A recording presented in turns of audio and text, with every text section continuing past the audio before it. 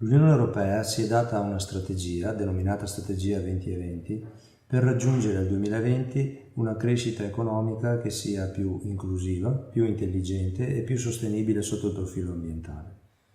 Al fine di raggiungerla ha messo in atto una serie di strumenti sostenuti dai fondi europei strutturali e di investimento. Tra questi abbiamo il Fondo Europeo Agricolo per lo Sviluppo Rurale.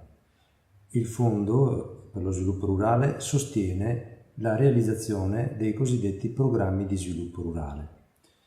Ciascuno Stato membro definisce uno o più programmi di sviluppo rurale. Nel caso dell'Italia abbiamo un programma di sviluppo rurale nazionale e 21 programmi di sviluppo rurale regionali. Il programma del Veneto ha una dotazione finanziaria di 1.184 milioni di euro. Una quota di 510 milioni di euro è di provenienza comunitaria. 202 milioni di euro vengono stanziati dalla Regione del Veneto, 470 milioni di euro sono stanziati dal Ministero dell'Economia. Queste risorse vengono utilizzate per perseguire degli obiettivi specifici affidati al programma.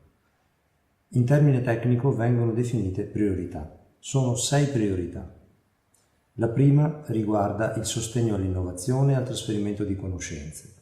La seconda sostiene la redditività e la competitività delle aziende agricole e l'insediamento dei giovani agricoltori. La terza, l'aggregazione di filiera e la gestione del rischio.